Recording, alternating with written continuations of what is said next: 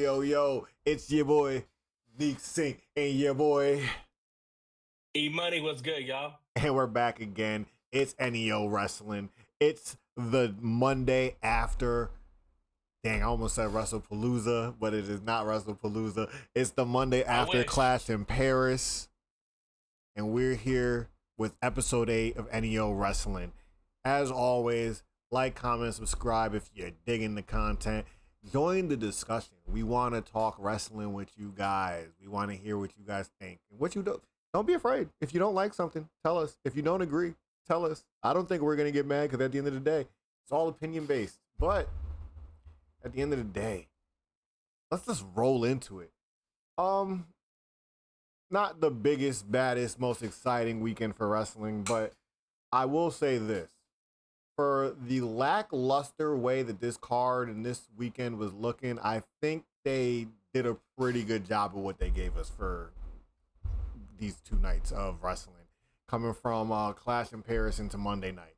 I'm interested to see where we're going from here. How about you, Eric? I would say so. As we talked about on the last episode, I felt like coming into this card, there was definitely a lot to be desired. But for what was there, I feel like they did a pretty decent job.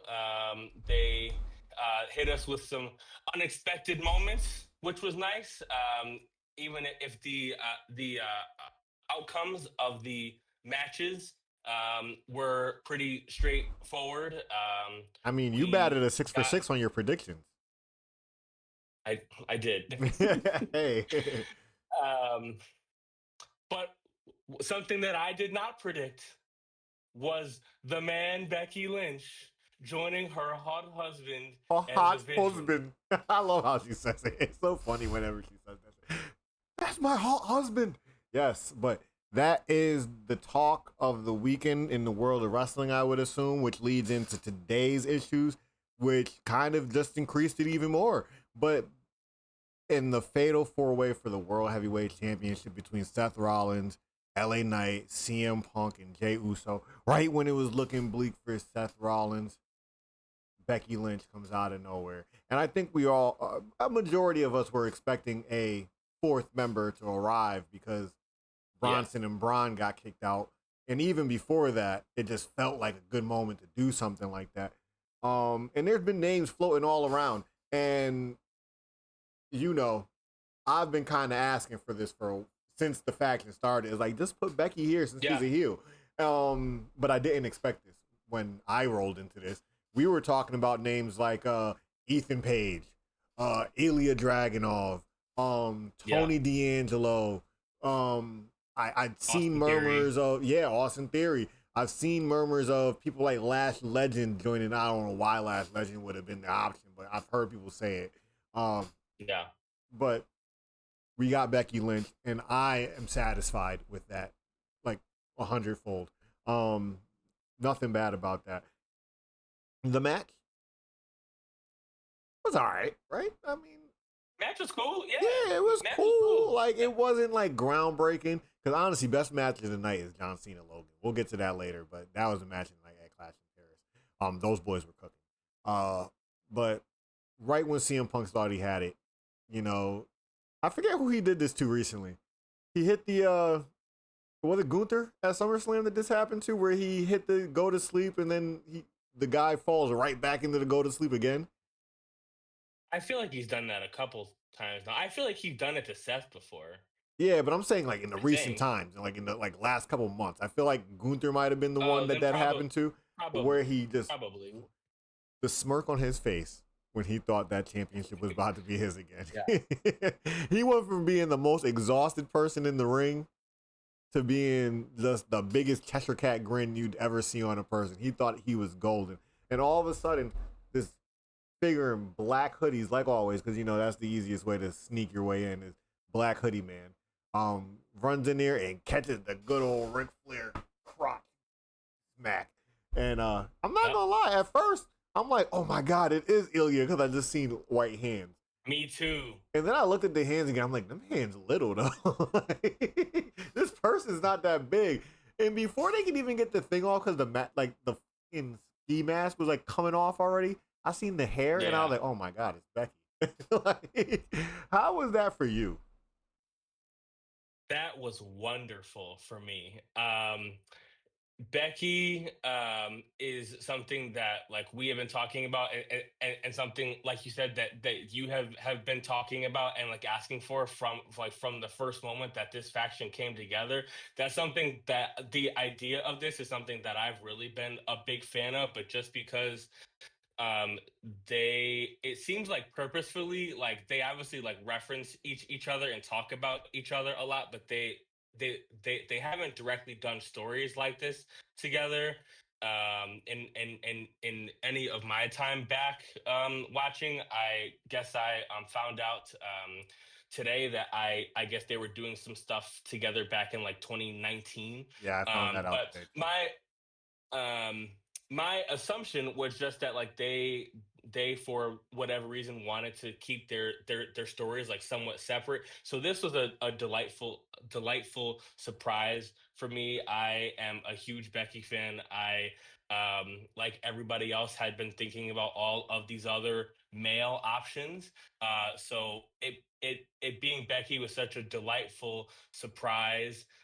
for me. I think she adds a new dynamic to this group that has been struggling a bit with getting everybody on board with just how they've been booked on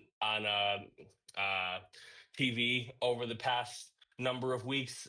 Having Becky as a part of the group opens up so many possibilities with like not only her interactions with Seth, but now how this can change things for the rest of the group too. So I love this. Yeah, I think it's just an interesting dynamic, like you said, because now you can just open up way more storylines. It doesn't have to just be Braun and Bronson beating up on people on their way to Seth and stuff like that. Um, Now you have somebody who really goes out there and presses people buttons. Really is good on the mic. Because it's not like Braun is bad on the mic. Um, Bronson's overshadowed. I don't even think he's horrible on the mic. He's just overshadowed by how good Yeah, Braun is and how good Paul is and how good Seth is on the mic. For yet another person who's really good on the mic to come in and overshadow him. But I I think that's going to be a benefit for him in the long run because the more he gets to run around with these guys and be on the mic, the better and better he's going to get. It's kind of like what I said because yeah, I threw a wild name out there of somebody who could have been in this group and benefited from it, and my knowing it wasn't going to happen ever, Trick Williams would benefit from this group if he was in this group because his mic skills are I decent, his agree. ring skills are decent. Where if he was to somehow be in this group, he can learn and have his low points overshadowed where you don't even notice it's your low points.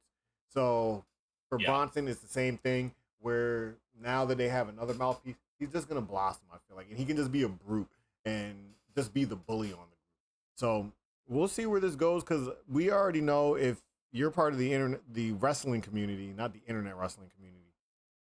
We all kind of have an idea of where this has to go at this point, especially because it's a CM Punk type of thing. We'll dive into it deeper later on, but it just opens up a road of opportunity for WWE. Now, I will say I'm a little worried because WWE does do a good job of laying the breadcrumbs and then acting like those breadcrumbs never existed. So I hope that is not one of these things that happen in the future of this storyline because I'm interested. And if people were like worried about the faction or thinking it was lackluster, do you really? How do you continue to think it's lackluster now? I don't know. Yeah. I mean, um I don't think that this group needs to stay together for an incredibly long time. But this is something that like has really reignited like my desire to like continue to like see them take up so much TV time as they obviously will continue to do. Something that I really hope happens, which is where we start to get in trouble. But I really love the idea of like of Becky and Seth having plans. and the like rest of the like group either not knowing or like not like agreeing with it, or just like Becky like coming in and like telling the like rest of the like group to like do stuff, and like they're like, oh, I like thought that this was like Seth's group, like, and then like just finding ways Well, to this really group lean. belongs to my hot husband, and if it belongs to my hot husband, you're going to listen to what I say. Like, Yeah, and like I think like they could do so much to like play into like, yes, this is Seth's group, but also this is Seth's wife now, so like that relationship like like already like means so much more than anything else that you guys thought was going on, so like it's just so interesting in that way, and I really hope that that they dig a bit deeper into this, like beyond just the like surface level of, oh, here's the uh, woman in the group. so I'm very happy that you brought it to there because that was where I was gonna bring it if you did because they already started sprinkling the breadcrumbs of that throughout the night. Seth Rollins is very much I don't need anybody to protect my belt. I don't need these guys. I don't need Paul Heyman. I don't need Bronson. I don't need Braun. And at the end of the day, the one person that he did need was his wife. So they've already kind of laid the groundwork for that eventually to happen. And like Yeah. you said, this group doesn't need to stay around long enough. No. There's already been plenty of things that have happened that kind of detail that one day Braun will just be like, "F this, I'm off the leash," Yeah. and what are we gonna do then? Yeah. So that's already there. But to give Becky her kudos, because I love Becky Lynch and I love what she's doing in her heel job right now because she's once again making a title that felt irrelevant feel relevant. She did this with Mhm. the NXT Women's title 2 years ago, and now she's doing it with the IC title. And but what she's doing really well is she always finds these little things that are like funny moments that she could just bring up all the time. This Yeah. time it's I'm the best woman wrestler in the world, and it's not just me saying it. Sports Illustrated is saying it too. And just like a year or two ago, what was she doing before? You like my hat? You like the hat I'm wearing? She always finds these little quips that she could do for Yeah. like a couple months that just works. And that's Yeah. the genius to her character work and why I have to give Becky kudos because she always knows how to reinvent herself. It seems. And honestly, Seth kind of does the same thing. They do a good job of reinventing themselves without drastically changing who their characters are. So kudos to these guys. They're obviously the masterminds in WWE right now. I don't think anybody else is planning out nothing better than this.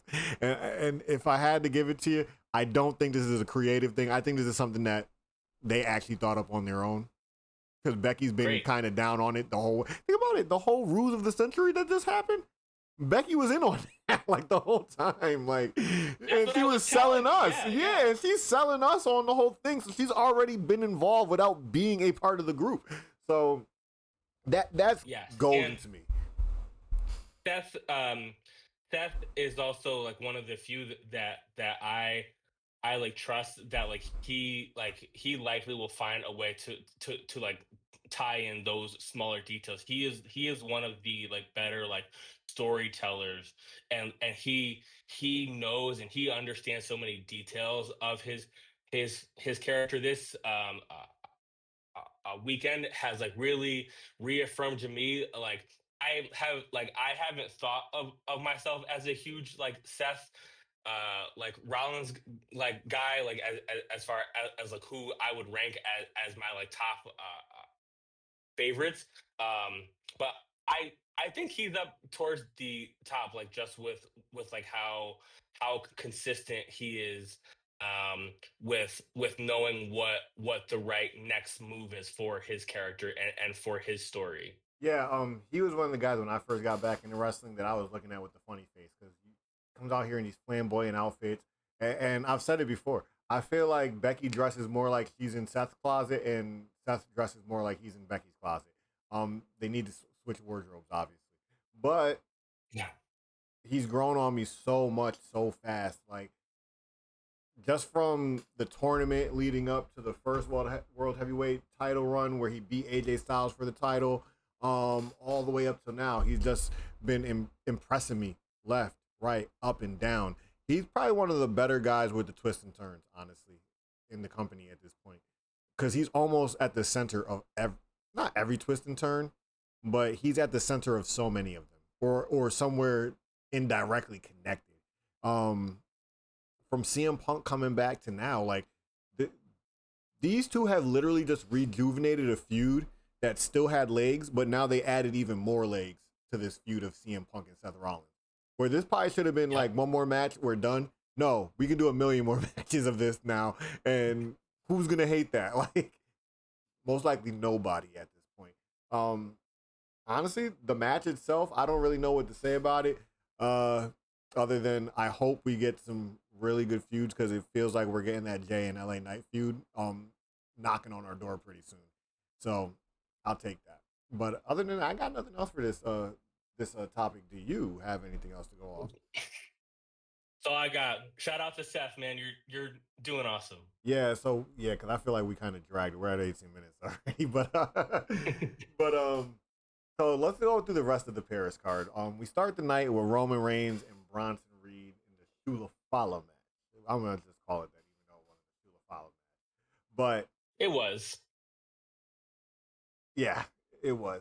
So right off the bat, Roman Reigns wins this match. We all both knew that it would look really well, and it wouldn't have been a super shock if Bronson somehow pulled this out just because they have to make the faction look good.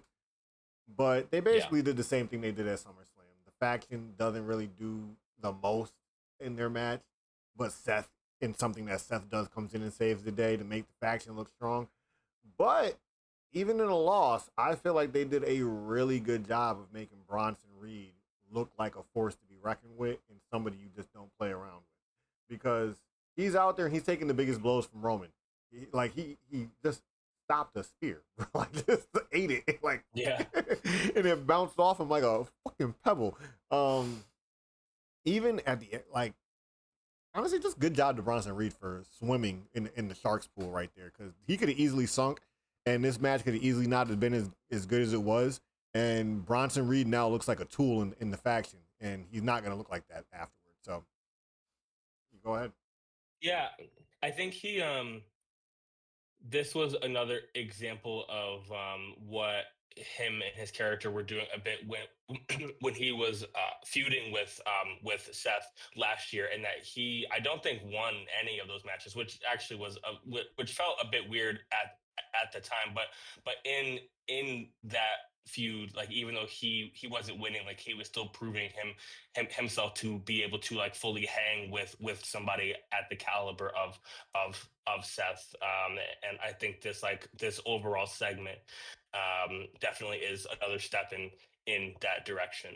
Yeah, like you said with the Seth Rollins stuff, you're right, because he was beating Seth's ass, and I don't think he won it. I don't recall him winning any of the matches, but I know they were good matches. I don't think he did. And it's the reason why he's in this faction now. This faction obviously has a hierarchy. Because you can obviously see the way that they're handling these characters, that Bronson is obviously a notch above Bronson Reed. That's what they want him to look like. Is that he is the real, even though Bronson's the enforcer, Braun Breaker is the real muscle of the group. Because he's out there laying the hammer. And I like that they made it a thing where it was like they did it for Paul. They didn't do it just to be out there beating up on Roman. Because if the Paul thing didn't happen, I feel like Braun Breaker just stays in the back. But the Paul thing happens, and Braun Breaker then comes out and basically gets his lick back for Paul. True. And then these guys just go on and destroy Roman Reigns. So let me say this before I get into that. I do kind of like, but I kind of rolled my eyes at the fact that he gets the Shula Fala back, and what he does is he starts signing the shoes and throwing them into the crowd. Like, you ain't got your shoes back just to give them to people in the crowd? Basically, it was just a pride thing at that. And I mean, it's very much Roman Reigns to do that, but like, for the pride of it. Yeah. Because, like, at the end of the day, Roman's rich. He don't need them sneakers, and he can always replace them if he really cared about them that much. So yeah, it was all about what the shoes represented, not yes, what the, exactly. not him getting back the actual shoes. And there's people who think the whole tribal thief thing is dead because he lost this match. I don't think that's dead because he lost this match.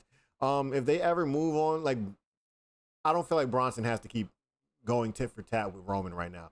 If they decided to move on to somebody else, because obviously they've written Roman Yeah. off because that's what they do every couple of months is write Roman off. He can just go beat up other people and take other things from other people, bro. Like that's all he's got to do. Yeah. Totally. Totally. Like, imagine he come across Tozawa and he just takes his headband and he's like, "What are you gonna do about it?" Like, Middles. Yeah. like what are you gonna do about it? I'm still the tribal thief at the end of the day. Maybe he should stop with the whole acknowledge your tribal thief thing. I'm not really digging that part, but he can still make that work if he wanted to. But like I said, there's definitely a hierarchy, and Braun is definitely the guy who is next up. Because like when this is all said and done for this division, Braun is going to the moon. I feel like after this, Yo, yeah.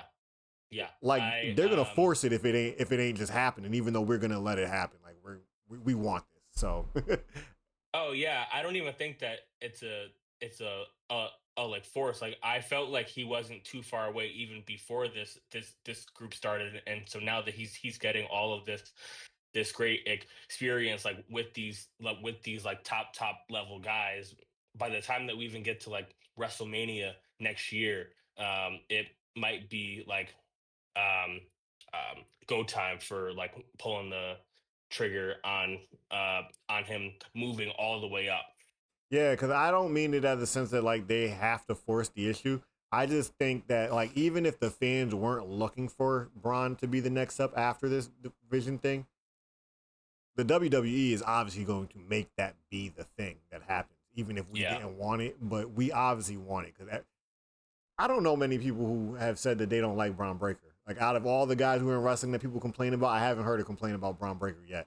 My only me thing either. with him is like I kind of get annoyed when they kind of make him like look panicked or like worried or scared because like you be out here breaking people and then all of a sudden like Roman Reigns or music would come on and he's like, oh my god, I thought he was dead and stuff like that. Like you're Braun Breaker, go smash that fool, bro. Like, but other than that, Braun's gold, bro. I've loved Braun since I first got back into this when I started watching NXT and I started seeing him and I like especially when he got next to Baron Corbin. Oh, that was so good to me. That what was it, the Wolf Dogs?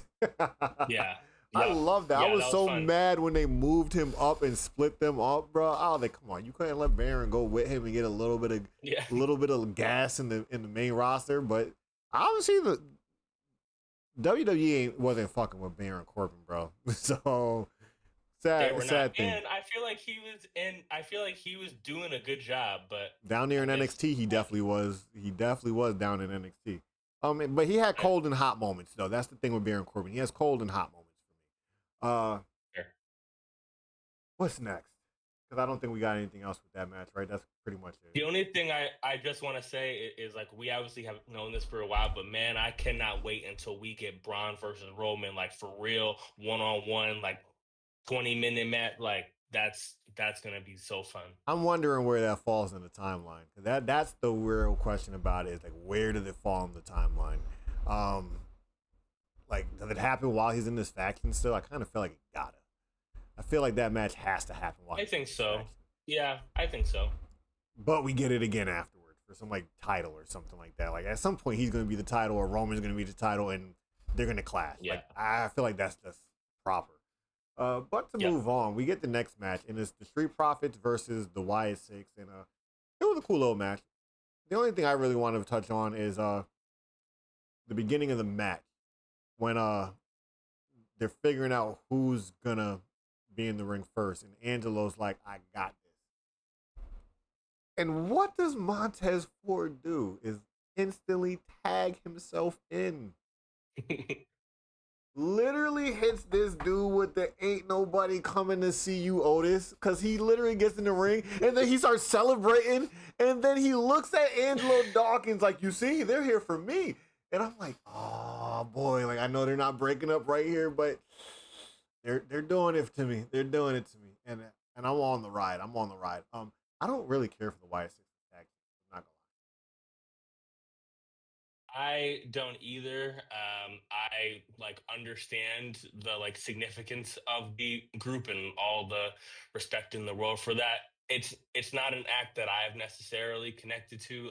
Also don't think that they've been booked in a way that's done them many favors. But I'm like fine with them holding the titles for a while to see if they can cook something up, but Well, I'm cool with it right now overall, because October is next month, so they're gonna be around. They were like obviously gonna be around in October because it's spooky season and they're the spooky group. One thing that yeah, kind of ticked me off though is because we seen them at SummerSlam and we were at a stadium, but we seen them during the daytime when the lights were still out, so we didn't get the fireflies. And I got to see the it's true. whole arena that they were in with the lights out and the camera lights out, and I'm like, we did not get to witness this, and I'm so upset about that part. So, other than Sure. that, Y6 go on and hold it on till like Halloween. I'd love if they lose it on like whatever event comes up in October. But other than that, that was that match realistically. Like, was the match good? It was alright.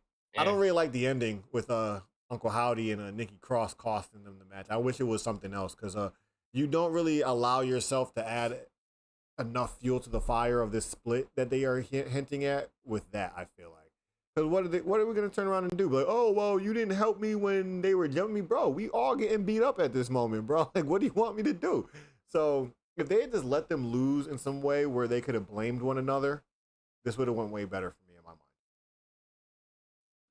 Yeah, and with this, like, it's always a question of like if they actually are going to split them up because you know that they are known for teasing breakups that don't happen. But assuming that it does happen, we will have to wait and see how long it takes them to actually get to that point.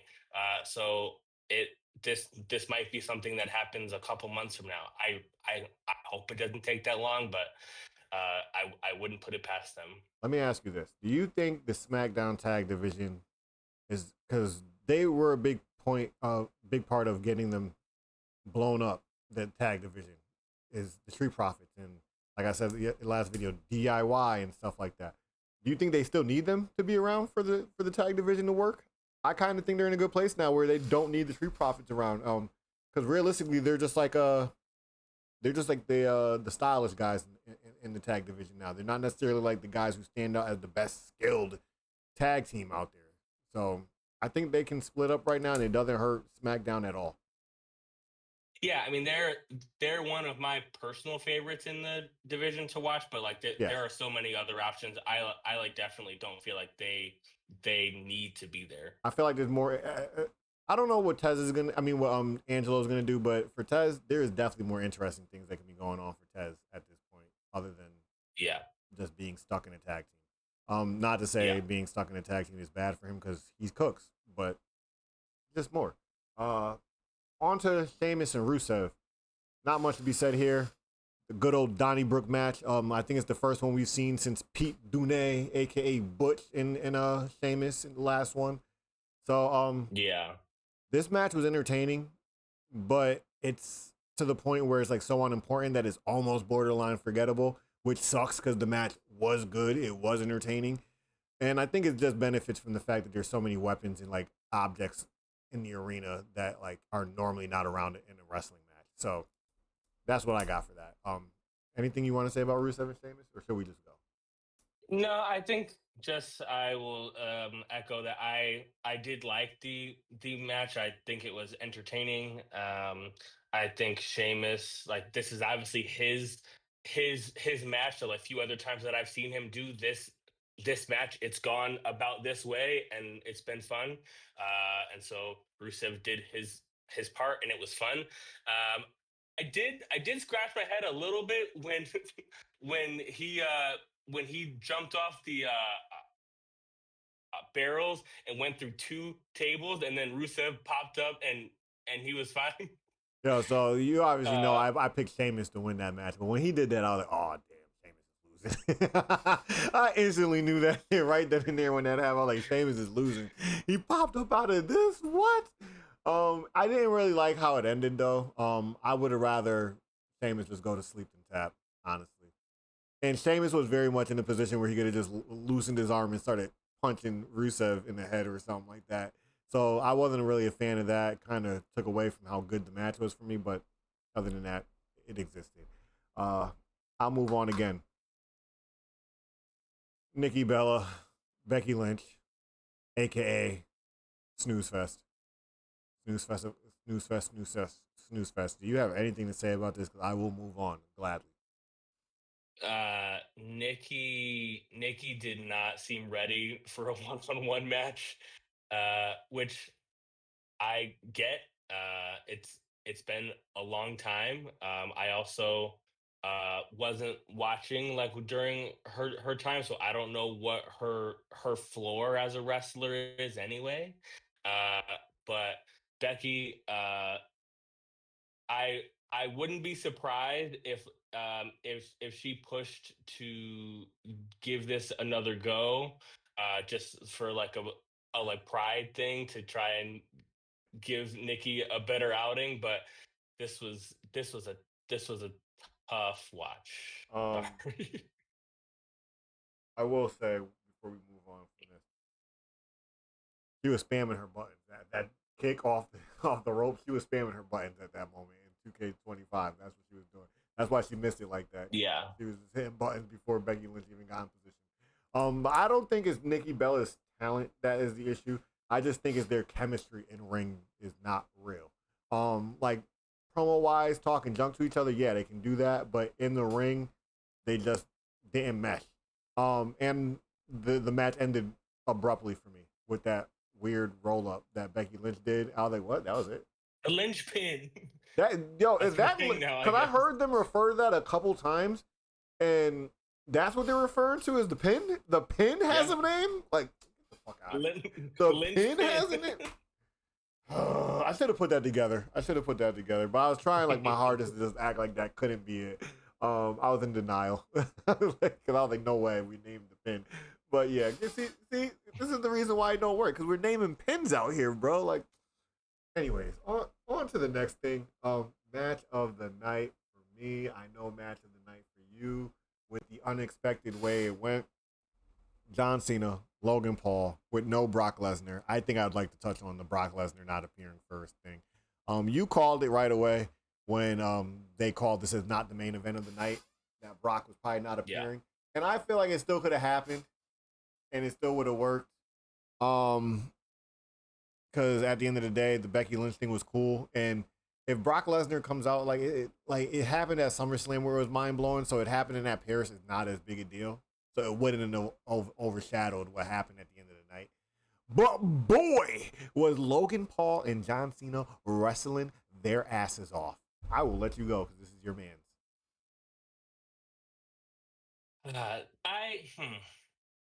I think that this was I think that this was one of the better versions of what this match was going to look like.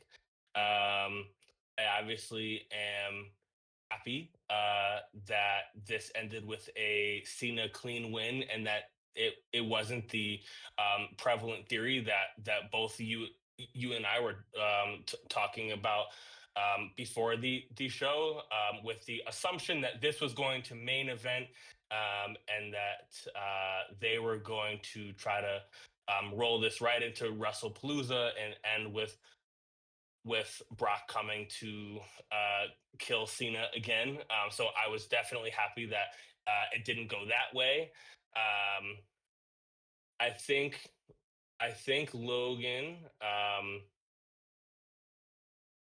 does very good like with the like spots that he has like as an actual like wrestler with like a flow of a match. Like it's not really there in that way, which is true for a lot of people, not just him. Um, I thought it was cool, the way that Cena was paying tribute to other people, using other people's moves throughout the matches. The fact that he basically confirmed after the match that he's not going to get to wrestle AJ is quite a bummer, especially since this was his fifth interaction in the ring with Logan Paul. But we're not Yeah, I was about to say we did that already, man. We don't got to revisit eyeballing too that. much there. But I guess I'm happy with it for what it was. But I personally can't kind of fully shake the like overall kind of disappointment that I have that this was the like choice for what he's doing. Uh, but I'm happy that Cena had a good showing and the people liked it. I guess is Dang, where I that is fall. crazy that you're gonna like. He's like, yeah, this was alright. It is literally just because Logan Paul was in the ring with him. Basically, it's not even because the match is bad. No, Because those guys were. it's not. Because wait, but like, because you're saying John was pulling out moves and do like, I forget what video I was watching. I was watching a video last night or this morning, and they were pointing out that it wasn't just John Cena paying homage to wrestlers. Even Logan Paul was doing moves that were signatures of other people in the ring. Like especially the two people that John Cena named in the pipe bomb promo, they were doing their Yeah. moves. And Wade Barrett was making sure we noticed because he was saying it every 2 seconds that Logan was pulling Oh moves out. boy. He They, was hyping Logan oh, like crazy. the commentary wants you to know that they were impressed with Logan Paul. That was kind of bugging me. Like, I get it. And then as soon as Please praise Cena. match is over, no. As soon as the match is over, oh, if you don't respect Logan Paul after that, then I don't know what you're like. I'm like, all right, like I get it. I told you they're Like trying to make people respect him as a wrestler. And it's I the know. same thing that his brother is going through in boxing. That people just don't want to respect him no matter what they're gonna do. And it stinks, but that's your track record doing that to you guys. And you guys got a long way to go before you can even hope to get this respect from a majority of people. They have mine, but I can understand why other people don't mess with it. Um, but I will give them the kudos because both of those guys were pulling mad tricks out their bag. Like these guys are doing mad stuff that I've never seen them do. So, and including Logan, who's almost always doing something cool. But I will say this: John Cena probably hit the weakest Styles Clash I'd ever seen in my life.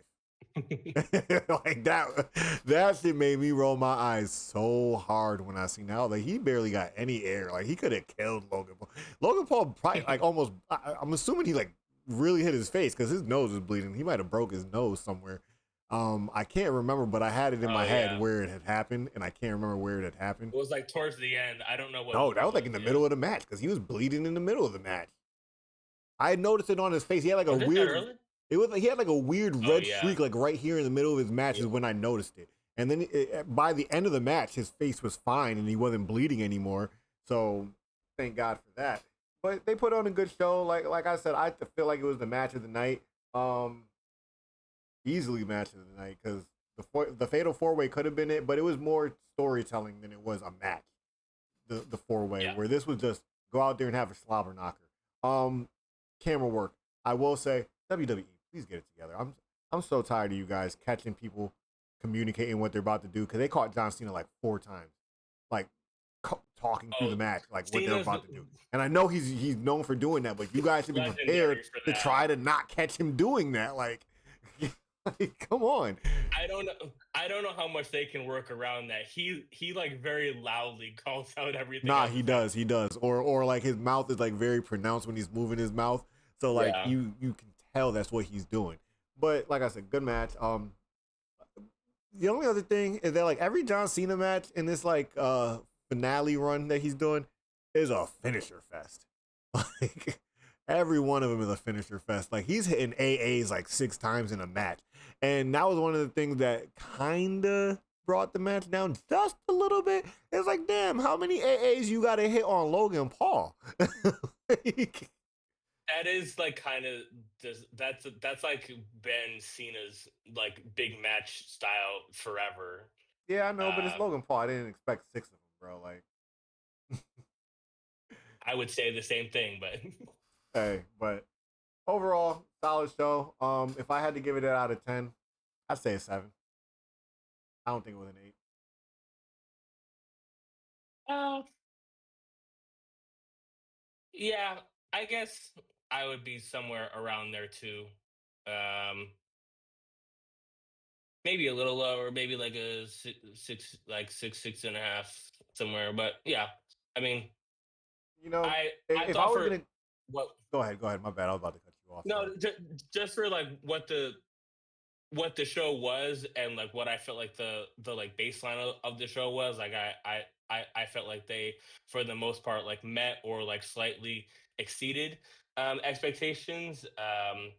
especially when my personal assumption going in was that this was gonna close with Brock, and it which was something that I wasn't, which I thought was like understandable, but like wasn't something that I was looking forward to, like, and them spinning it into like something that I actually think is that I'm really excited for.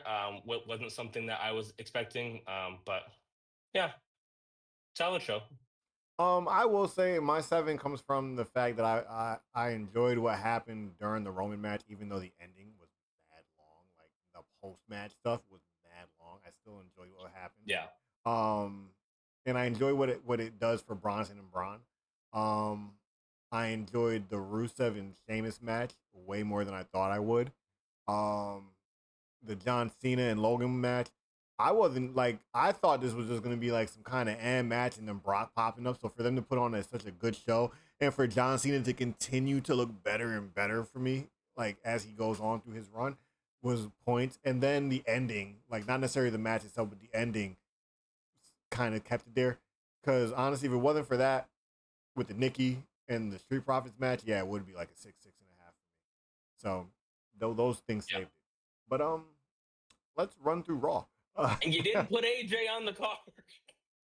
So they could do this. So they could do what they did with what we're about to talk about. Monday night. Monday Night Raw. And do we want to open with the big thing or do we start with the opening segment? Because I know the list says the big thing. Let's start with the big thing. Cool. CM Punk shows up at Raw and he's waiting for Seth Rollins because you know that blood feud just got to keep going. And honestly, Adam Pearce is a dickhead because he easily could have avoided any kind of drama, but he goes and runs to CM Punk and tells him, you're waiting for Seth Rollins here at the gate, and he's here. Now, if that exploded, you know what Adam Pearce would have did? He would have complained that it exploded, and they made a big scene and all that stuff. But you are the one who told him Seth Rollins was in the building for no reason. You could have just let him sit there at the gate until the sun came up. But CM Punk is like, I'm going to go handle that. I'll go find him. He goes out into the ring, and he calls out Seth Rollins. And honestly, probably the funniest moment of the night happens is that Seth Rollins' music hits, and Becky Lynch comes. Like it was kind of obvious that was gonna be the thing too. Like after like a couple of seconds, but she comes out with the whole swagger and all that, like Seth and all that stuff, and she walks down to the ring and she's like, "What? Not the man you expected?" And they just get into a really intense conversation about how CM Punk returning not only affects Seth Rollins, but it also affects Becky Lynch and how it affects the family and stuff like that. And I'm not gonna lie, I was super intrigued. They weren't even doing much, but I was like just glued to the screen, like. So, I mean, I want to let you continue. I just want to know how you feel about this moment before we start talking into the rest of what goes on here. I thought this was excellent. When I when I have talked about at the start of this conversation about like storytelling and like knowing your like character, when I like spoke about like some of my um uh, disappointments like in past shows with like how they've handled some stuff with Roman, like and like things like along those lines. Like this segment just like on hit in all of the like right ways of like what I was hoping for after the like initial showcase of them being together on Sunday. Becky gave like such clear like reasoning, like not only for why she did what she did, but like reaffirming like not only that like why she is with the like group, like which feels fairly obvious, but obviously just like putting a like button on that, and then specifying like, yes, I'm in this group, and yes, obviously I'm helping Seth keep the title, but also here's my problem with you, CM Punk. Yeah, I'm just Specifically not helping because my husband. I'm here with a problem with she you yeah also. she like could have done this with with two other people in the ring, but she specifically waited for you, CM Punk, and she told you exactly why. Um, and that tight knit, like, this thing happens, and then I'm giving you the exact follow up and reason why, um is something that I feel like I'm always looking for as a fan. I thought Becky and Punk like played this excellent. I thought Becky was like the like perfect amount of like arrogant, and like also like, oh, like I'm gonna get all the way up in your face because you're not gonna do anything about it. There's a moment she tried to make him crack. I don't know if you caught that when she started rubbing her face up against his. Yeah, I'm like, yo, she tried to make him crack right there. I know that yeah. for a fucking fact. She wanted to put a smile on his face and see if he'd break. And CM Punk does an excellent job of just being like really heated in the moment, like he's. Because honestly, like wrestling, it's scripted, obviously, but if you didn't know any better, you'd really believe that there's like real hatred between Becky Lynch and CM Punk. Like, and I don't think there is. At this point, the way Well, they're doing so good with this act that I'm like, yo, these guys kind of got to not be so like against each other behind the scenes, honestly. Like yeah, they probably did at a point, but I think they pieced it out behind the scenes, honestly. And this yeah. is why they can go to these levels. I think they're all professional, and they're fine now. But from what I've learned from other people, and just like people like talking about from like back in the day, it like does seem like there were like real feelings of like Becky didn't like Punk just like Seth Yeah. actually didn't for a long I time. do agree that I feel like there was real heat there, like leading up to the return of CM Punk and stuff like that, and probably even after CM Punk returned.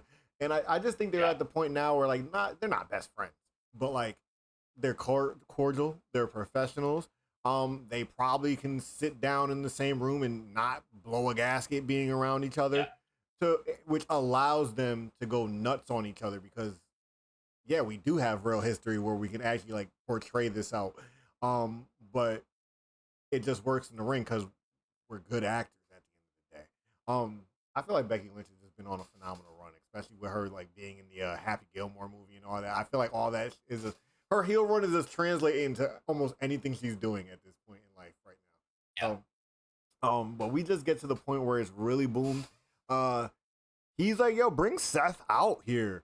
And honestly, he kind of just got a GTS at one point, bro. Like, and I know it's not gonna happen, but I wanted it to happen so bad. Like, you gotta force Seth's hand, and if you GTS her, he has no choice but to run down on you at this point. But that didn't happen. If if if this segment happened in 2005 instead of 2025, then you're absolutely right. But not in 2025. No, so I posted it on the TikTok already that this happened, and somebody commented and was like, "But if that was Randy Orton in the ring, RKO." I'm like, yeah, Yeah, it's true. yeah, Yeah. yeah. But Seth comes out there and he teases him for 2 seconds, and you know it did just enough. It did just enough because it sets the tone. It got him to turn his back on Becky Lynch. Yo, she was blocking him. Like that was actually kind of funny too. Yeah. He was like, "Where you going? Where you going? You're in here with me right now." But then when he turns around, he just hits him with the 30-piece combo, bro. Like, and it's another one of those moments that like makes me feel like you guys have to be some level of cool because there's no way you just sit there through 30 punches and slaps on national TV and just like Yeah. and, and at that moment, I know everybody's mind is just going nuts because they're. If you know the history and you know who CM Punk is married to, you have to be in your head and be like, AJ Lee's coming, right? Like, there's no way he's just taking these punches and slaps and he's not going to retaliate. It's because he's got a wife who can retaliate. And I would like to slide this in real quick. Yeah. They threw the curveball right before this with Rhea Ripley showing up talking to CM Punk at the gate. And there's two people who better not come anywhere near this beef and that's not AJ Lee. And it better not be Rhea Ripley. And it I better not be agree. Nikki Bella. It better not be either of those two. And it better not be Bailey. I can't see Bailey being included in this. Why would she be there? Well, they are close. Well, because of the Becky Lynch feud that she had. I don't think the Becky Lynch thing matters at this point for Bailey. Like, I think that's more the character change thing is what's important for Bailey's character right now. And I don't think they're focused on Becky at all right now. Yeah. I think her and Punk are close, I feel like. Punk are close. But yes, I was going to say the same thing of that, like, you, Triple H, you have leaned so hard into this that if you do a mixed tag match and it's not AJ, people are going to lose. You better do whatever you have to do to make that happen if it's not already set in stone. I want to say AJ was around towards the very end of like my first time watching when I was young. So like I like always knew who she was, but like I like definitely wasn't like tapped in during her peak. But you have teased people so hard now. Like I'm like actually gonna feel bad if it ain't right. If AJ isn't coming. But the fact that you then like quadrupled down by having Punk go backstage and say that he's coming to SmackDown in Chicago, I feel like that basically confirms it. But we can never say something is confirmed until it actually happens. But Friday has the potential to be a movie, but is it going to be? I hope so. But like I said, that's why I said it earlier. WWE has a really good job of leaving breadcrumbs and then acting like those breadcrumbs never happened, and just and deflating your bubble really good. They do a really good job of that. There was this one thing when Seth was out there and stuff, and I'm like watching this, and I'm like, please do not let Rhea Ripley's music hit right now because that will ruin this whole thing for me. If Rhea Ripley's music hits, I don't care how good CM Punk and Becky just did in that ring, you will ruin it all. You will ruin it all by doing that. And I'm happy they did. Because one, Rhea's already involved in some shit. So let her stay over there. Let her mind her business over there. She got enough going on. But I feel like that's it for that. Like, AJ Lee, please, if they didn't set you in stone already, please compromise with them. Please work with them and make this happen. CM Punk, the way he's acting, I feel like it's already set in stone, though. Like what else could we be doing in Chicago on Friday night? What else could we be doing? If he pulls out Nikki Bella, I swear to God. Remember that dude that was at SummerSlam and he did not like CM Punk? He was like, oh, he's such a chump, this, that, and the third, that's that to the left. Yeah. Like, I'm gonna feel like that too. I'm gonna change the heart and I'm gonna feel like that too if he does not come out on Friday. Or just never comes out in this feud whatsoever. But I think that's kind of wraps that up, right? Yeah.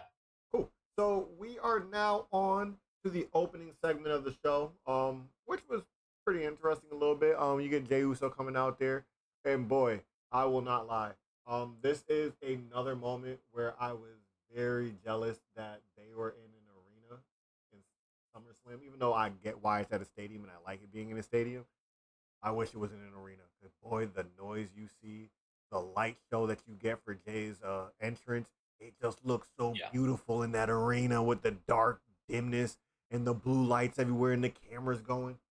Boy, jealousy was in my heart at that moment. But Jay comes out there, he does his little spiel, and then he basically calls for Bronson and Braun to come out, and LA Knight comes out, and I get hyped because they start talking, and I can see the feud just building right there, and I'm ready for LA Knight and Jay to go, but with the way the night ends, you can see they're pushing it off, but they're laying the foundation for that to happen. Then Bronson Reed and Braun Breaker come out, and Bronson Reed hits me with the weirdest line ever. All yeet, no skeet.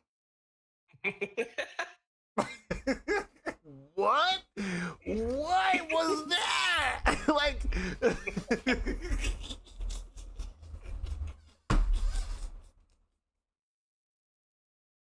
Oh, and one thing I gotta point out is what's going on with Jay. He ain't even come out with a Yeet shirt today, man. That was a plain black T-shirt today. I like that though. Yeah, I did because it made him seem I so much like more that. serious. And the fans were I like, "Run it back," and he's like, "Nah, we ain't running it back today, Paris." Like, whoa, I was like, "Oh, Jay, if I could just say one thing, thank you for not running it back. yeah," because this was not the I time. know I know I'm gonna sound like the grumpy old man. I don't want to see you run it back no more. That hey, your entrance already takes so long. And it's fine. It's cool. It's over. Everybody loves it. It's cool. I don't need you to get in the ring after 10 minutes and then run it back again. There's moments where it's right, like maybe PLEs, maybe really big matches, but it doesn't have to happen every match. And I won't lie, like the last couple times he's done it, it's reasonable because he's doing things like fighting the faction and like he's just rubbing it in their face and stuff like that. But if he's just having a regular match like against like Kofi Kingston or something, like yeah, don't be running it back for that. Like we don't need that. And Jay, boy, is it a breath of fresh air for me to hear you talk regular and have a regular promo without having to say yeet at the end of every sentence. Didn't that promo sound 100 times better where he could just talk for real and Well, not have the crowd ad lib him? I feel like it didn't really stand out for me, but you know, him getting the bounce off of people like LA Knight made it feel better. That's what really did it for me is him being able to bounce. Because if it wasn't for LA Knight coming out, it would have been a regular old Jey Uso promo. Realistically, I feel like. Um, but yeah, the opening segment was cool. Anything else you want to add to the opening segment? Now, just that going into the show in Paris, I was personally hoping out of that match that it was going to turn into an um, LA Knight versus CM Punk feud, which obviously we're not getting at least for right now. I was not expecting Becky or seemingly AJ, so I'm much more excited for this direction with Punk. Knight versus Jay. I I don't like that doesn't like do too much for me, but if LA Knight goes more heel or like he could make that feud interesting for me. Um but I guess we'll see. Yeah, I don't think we're at like knocking on the door of Jay and LA Knight necessarily, like where it's like, oh, within the month. I think this is going to be something that like these three are bumping heads for a little bit of time. Is the CM Punk is occupied elsewhere. LA Knight and Jay kind of have to band together because the faction. So while that's still in play, they're not necessarily beefing, but when they're done, are they going to be on good terms? I don't really know, especially because Jay's on this whole era of looking out for me. So we'll see where that goes. Uh, what else is going on? Io Sky and Stephanie Vicaire get announced for WrestlePalooza. I'm a little bummed about the way they handled it because he comes out and announces it, and it's just like you could have been announced this, bro. Like you could Yeah. have been got this out and just said Io Sky and Stephanie Vicaire at WrestlePalooza, and why we wait till now? Like you had to think for weeks to just Yeah. give us a match that we already knew was gonna happen instead of like, oh, you know, we'll have like a tournament and whoever wins will face Stephanie Vaquer for the championship. Nah, we just get a match. So that was lazy to me. Anything you want to say about that? Them them waiting multiple weeks to announce this like you were saying, I think is weird, especially because Stephanie and Io were like they said on the broadcast were the two people that had earned title matches. Like Io was gonna wrestle Naomi the night that she got pulled, so that's been sitting there the whole time.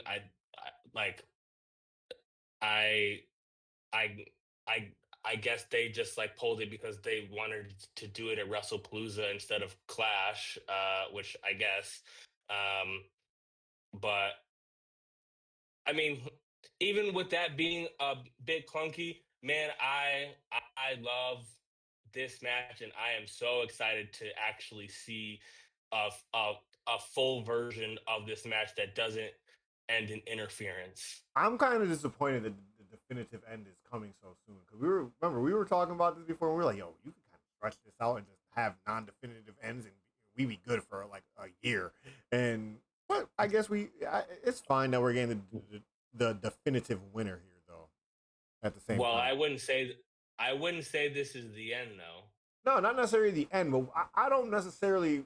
I didn't necessarily want that whole like always ending in something that's not an actual finish to end with these two because I thought the mystique of who is actually better was actually kind of fun. So for that to kind of be getting cut short, cause think about it, if it wasn't for the Naomi thing, we'd still just have a non-winner in this battle of Titans realistically, and now we got to end that because of this. So I'm cool with it, but I wish it was gonna drag out a little longer because there's no way to put a belt on somebody if one of them don't win.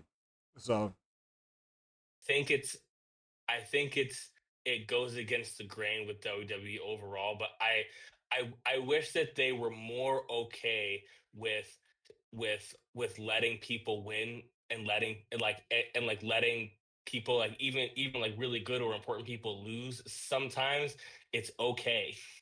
And yeah, like they can have another match later, and just because one night a couple months ago, like that doesn't mean that like it can't go the like other way.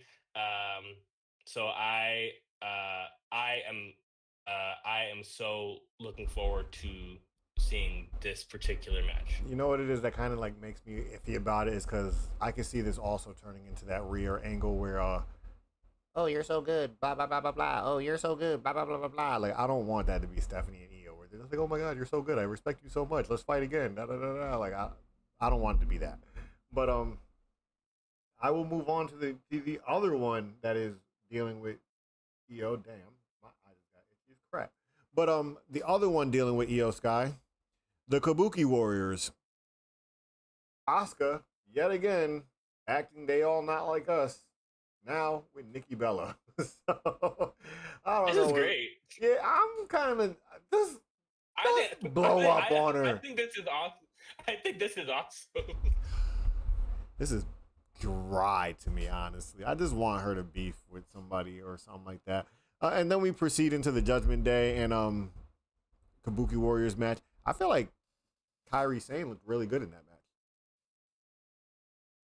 That's like she's not looked bad in any of her matches, but this was one like she just was like I felt like she was just on not another level, but she definitely was like the smoothest I've seen her since her return. I feel like, um, not much to say there though, because it's just the Judgment Day and the Kabuki Warriors and stuff like that. But yeah, I'm not. I don't know. I'm just not into this Asuka stuff. Like when they got to the Rhea part of it, I was more entertained with Asuka stuff, and I'm very happy that Asuka's getting a lot of time on TV right now since she's returned. Yeah. But I was more into that when she's like, "I'm Asuka, and I'll push anybody I want because I have history here." And Rhea just looking at her and like, "Don't push me," and she's like, "What you gonna do about it?" Cause and then she hits her with a line, "Nobody's ready for Asuka," and you know that's it. So poor Kairi Sane though, just stuck in the middle, bro. Like she just wants to be an innocent little dainty little chick running around, and she just keeps getting yelled at by Asuka. Her for finding her lane and just finding a way to get on TV with some funny segments. And Yeah, yeah. yeah, And I'm kind of out of order here, but I feel like this was a little bigger than what we had the order. Because then we get into the other match of the night. We get into what should have been at Clash in Paris, one of the matches. AJ Styles and Dirty Dominic Mysterio for the IC title. I kind of don't even really want to hear.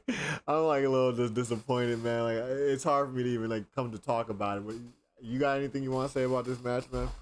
are you disappointed about the match, or just about the finish, or that it was on Raw in general? A little bit Because about you Raw. are Mr. El Grande Americano, so that's Your Yeah, man's. but they threw him in where he's obviously been involved with Dom Mysterio, but like I don't know. I felt like this was supposed to be AJ's moment, and it's just not his moment. And like, are they really gonna double champ Dom Mysterio? They could. They could. Like I'm Mr. Dom Mysterio also, but I'm not really feeling that decision of double champ Dom. Like I would like it to be one or the other. Um, because I like is they gonna do anything for the story? Like that's what it is. I don't feel like it does anything for storylines what they did today, other than other than avert AJ Styles' attention to El Grande Americano. That's all it does. Oh man, I hope it's not that. What else is it gonna be?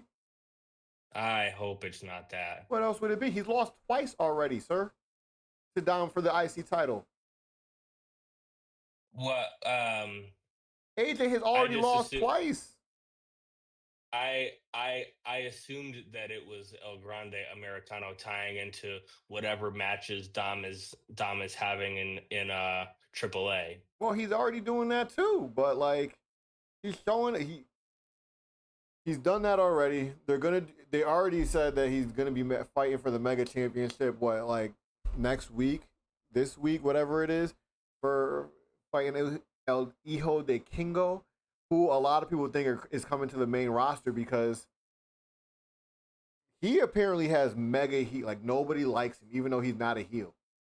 Nobody likes him over there because he beat a big legend in like a retirement match. I'm not familiar with it, but I know that's basically the story in a gist. So I'm just sitting here like, what is next? That's why I'm like, it doesn't do anything I like for the story. What is next here? All I can see is AJ averting his attention to El Grande Americano. Dom walking around as double champ. Like, yeah, I'm cool. I'm ready for the arrogance level to reach a new level. But like, what happened to the Judgment Day split storyline? Like, where do we go from here with this Dude, stuff? I have I have literally been saying that since about this time last year. So I have given up on that. But that's what I'm saying. Like, that's my disappointment in this match. It's not that the match was bad. Not that I'm just like I am slightly disappointed that AJ doesn't get an IC title run, but where do we go from here? I'm totally clueless, and they have to blow me out the water with what they do next with these characters for me to be like, okay, cool, that makes sense why they handled Clash the way they did, why they had him on Monday the way they did, why they had El Grande Americo interfere on this match the way they did. So Yeah. it's nothing against the characters themselves. It's the story writing here. So, boom, there Yeah. goes that. Do you have anything else to include on AJ and Dom? No, I am with you that I was really hoping that this was going to be a crowning kind of final-ish moment for AJ. But Yeah, they had like other you're plans. talking about John, and it's like they're gonna use the final legs on AJ Styles, but remaining him as a jobber at this point, bro. Like it's just AJ Styles without the OC at this point right now, doing the same shit he was doing with Yeah. the OC, which is a bummer. Because I'm not necessarily the biggest guy in the AJ Styles, and when I first got back into this, I wasn't even caring for AJ Styles. But like, just do some right by this guy, bro. You like the crowd was amazing for him, as they should Yeah. be. But imagine if this was Clash in Paris. This Yeah. this should have happened at Clash. There is no reason why it didn't. Realistically, it's you I said it agree. in the comment on the TikTok. Hopefully, the Street Profits is worth the while because there's matches that could have been on this card. Yeah, And it wasn't. yeah. Realistically, this should have been there instead of the Street Profits, but the Street Profits got there because of the brand deal with Borderlands, the Yeah. game. So yeah, Yep. boom, pow. There that goes. As Santi and Sancho say on their pod, Bing Bong, Wepa, get me the fuck out of here. What was next? The tag match. Braun Breaker, Bronson Reed, Jay Uso, LA Knight. This is the crazy part. It's so forgettable that what happened. I don't even really remember what happened at the end. All I know, wait, I was going to say, can I can I be honest with these main event matches with the same characters, I have I have completely tuned out of them. yeah, like these endings aren't like fun right now. I remember. Oh, that's what I wanted to bring up. There is something I wanted to bring up about this. Why is Jey Uso's spear more effective on Bronson Reed than Roman Reigns' spear? And why is, I mean, I know why, but why is Jey Uso still doing that spear? I'm cool with it, but like it was more like Jey it took Jey Uso's Uso one spear spear, is I think. so bad. I kind of like the Roman spear that he does because it looks goofy, but it's like Jey Uso. It fits Jey Uso. No, If Jey bro. Uso had a listen to me. If Jey Uso had a strong spear, I think it would be even worse. That he had a But good just strong do spear. it.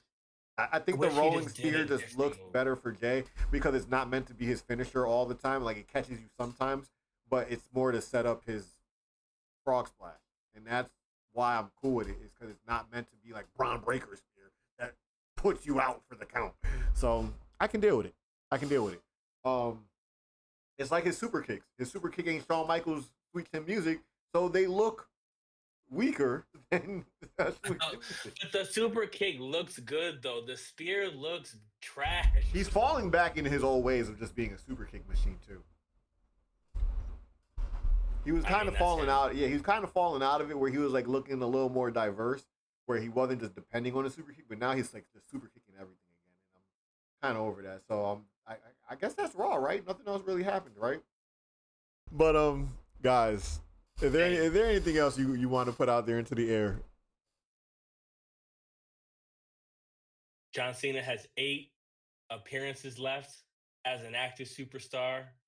Enjoy the last real champion while you still can. The never seen 17. Thanks for rocking with us.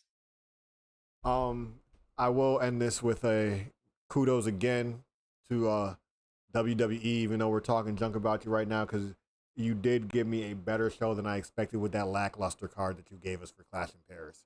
Wasn't great, but I feel like it was better than I expected. Guys, let me get my mood back up. Thanks for joining us for episode 8 of NEOWrestling. There was a lot going on. I feel like we did a lot of rambling today, but you know that's gonna happen sometimes. I did a lot of rambling mostly, but that is what bad decision making, bad storylines, and weird decisions will do to you. And I'm already suffering from extreme cases of Sami Zayn fatigue, and this is not helping me anymore. If you guys have any We thoughts, didn't even shout out Jimmy Uso coming back to save his oh yeah, that was the other big part. 2 seconds. We will give you 2 seconds. Are the Jim, Usos back? Are the Usos back? I'll take it. It's the perfect time.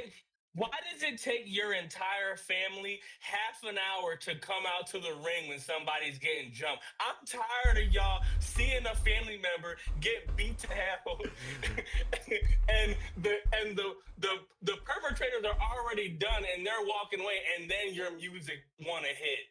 Hurry it up. So, do you think the Usos are back? I think this is like the perfect time to do that kind of stuff right there. I hope so. That would be so refreshing for me to see Jay do some tag team stuff with his brother. Look at this. I done got myself out of focus and all that stuff, man. See, I'm flustering myself, and it's just gonna stay that way. But yeah, I would like to see them back together, and I don't mean like just a one-off match. I want to see the Usos back together. Like, yeah, let them go do their own thing, but make them a tag team where every now and then they have solo matches. But I'm ready for that back, bro.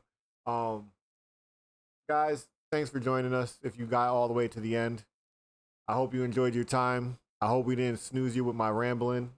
I hope you're not as disappointed in things that the WWE are doing as some people are, because the internet wrestling community is never satisfied, and I try not to be one of those people. But like, comment, subscribe, and we'll see you on the next one with NEO Wrestling. It's your boy NeekCinco and your boy. We out, brother. Your boy E Money over there. But we E out. Money, man.